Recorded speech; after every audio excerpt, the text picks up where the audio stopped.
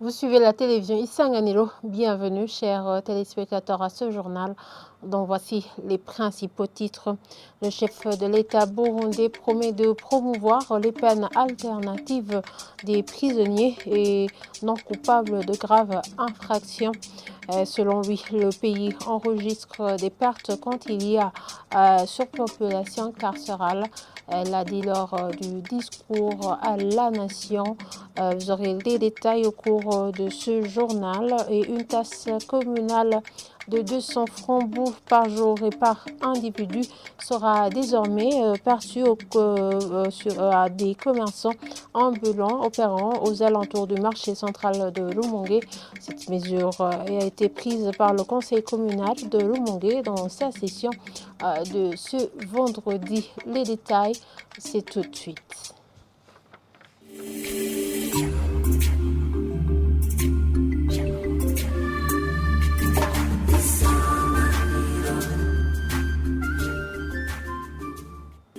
Encore une fois, bienvenue chers téléspectateurs. Le chef de l'État burundais promet de promouvoir les peines alternatives pour les prisonniers non coupables de graves infractions.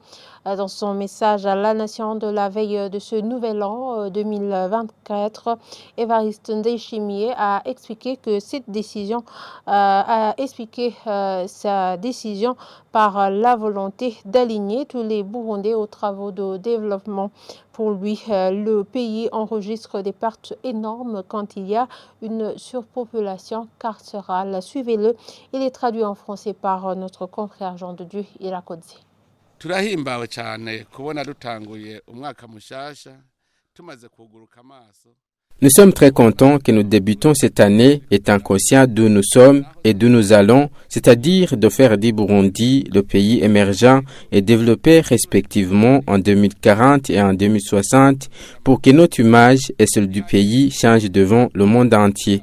C'est pour cette raison que le thème de référence pour les activités de cette année et construisons un pilier de la vision Burundi, pays émergent en 2040 et pays développé en 2060 en commençant par le développement de la vie des citoyens. Construire le pilier de cette vision ne repose que sur le changement de mentalité, l'amour de la patrie en premier lieu en s'adonnant au travail pour le pays. Je répète, rien ne se crée, ça se recherche. Tout citoyen burundais, où qu'il soit, doit s'atteler au travail. Qu'il soit un cadre au sein des institutions du pays, il doit se rassurer qu'il travaille. Il doit veiller à aider les citoyens à augmenter leur production. Qu'il soit un particulier, il doit se rassurer qu'il augmente la production. Ensemble, unissons-nous dans les travaux de développement. Nous voulons que chaque personne puisse montrer sa production à la fin de cette année. C'est pour cette raison que nous allons prendre des décisions qui s'imposent pour aligner toute personne aux travaux de développement jusqu'à libérer les prisonniers non coupables de meurtre. Nous le disons ainsi parce que nous avons constaté qu'emprisonner une personne sans qu'elle soit en danger pour la communauté constitue une grande perte. Même si elle serait coupable d'une peine qui exige qu'elle soit incarcérée, nous allons appliquer les peines alternatives. Pour cela, nous allons analyser tous les dossiers des détenus pour libérer les prisonniers qui ne sont pas des criminels et des bandits, car ils sont inutiles. Tugiye no gusuzuma amadosiye yose y'abapfungwa kugira ngo dutezurire abatarabicanyi n'abambuzi kuko abo nubundi nimburakimazi. Le gouvernement burundais s'inscrit en faux contre l'homosexualité. C'est du moins les propos du chef de l'État lors de l'émission publique qui s'est passée vendredi passé en province Cankuzo. Le président de la République, Évariste Ndayishimiye, qualifie cela de malédiction. Il appelle les Burundais à promouvoir les mœurs de leurs ancêtres. Suivez-le.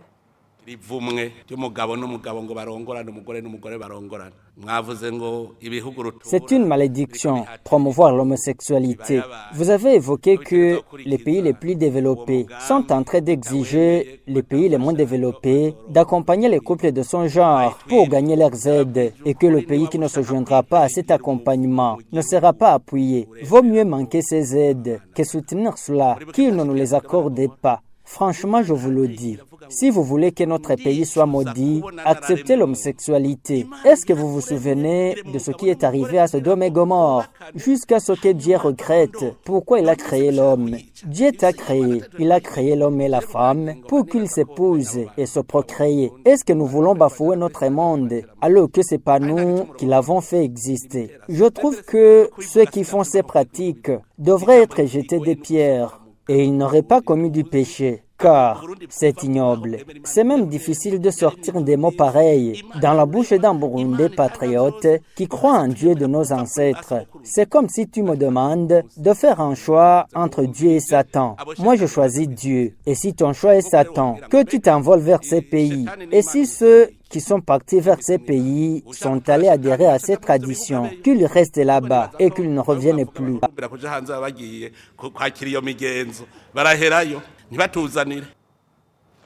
Les députés burundais sont inquiets du retard dans la signature des contrats, de nouveaux contrats plutôt des sociétés minières après leur suspension en 2021 lors des questions orales et débats à l'Assemblée nationale la semaine dernière sur le rapport d'audit réalisé par la Cour des comptes au sein de l'administration centrale du ministère de l'Hydraulique, l'Énergie et Mines pour la période de 2019 à 2023.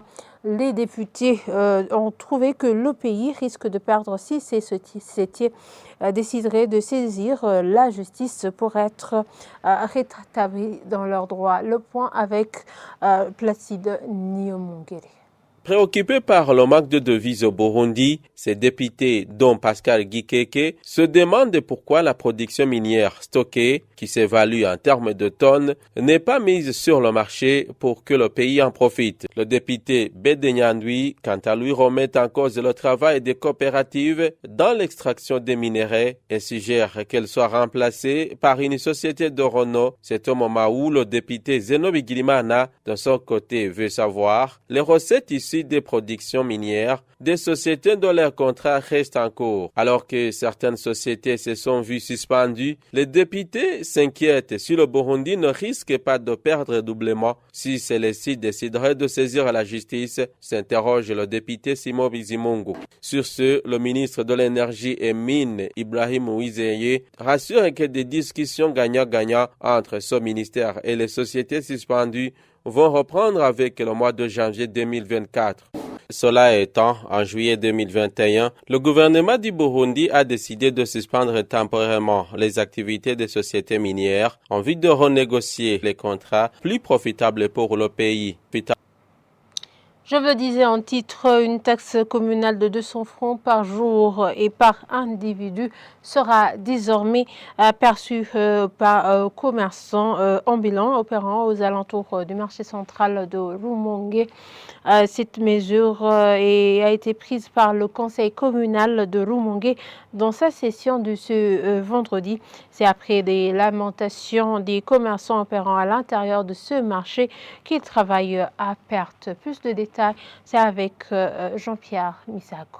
Au cours de cette réunion du conseil communal, l'administrateur communal de Rumongue a évoqué le cas d'une centaine de commerçants ambulants dominés par des femmes opérant aux alentours du marché central de Rumongue. Selon lui, les commerçants opérant à l'intérieur du dit marché se lamentent, expliquant qu'ils travaillent à perte suite au prix bas pratiqué par ces commerçants ambulants, ne payant ni taxes communales ni impôts de l'Aubert. Ces commerçants ambulants doivent désormais payer la taxe communale fixée à 200 francs burundais par jour et par commerçant, comme décidé par le conseil communal de ce vendredi. Lors de cette session de réhabilitation du centre au départ destiné à l'enseignement des métiers, dit Sémina, a été également décidé et ce sera sur réaffectation d'une partie des fonds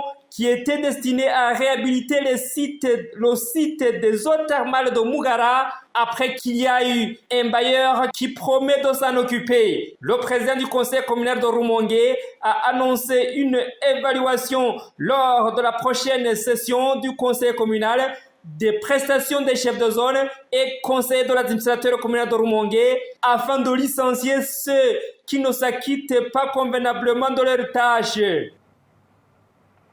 Voilà, c'est ici que nous clôturons ce journal. Merci de nous avoir suivis et très bonne suite de programme sur la télévision Isanganiro.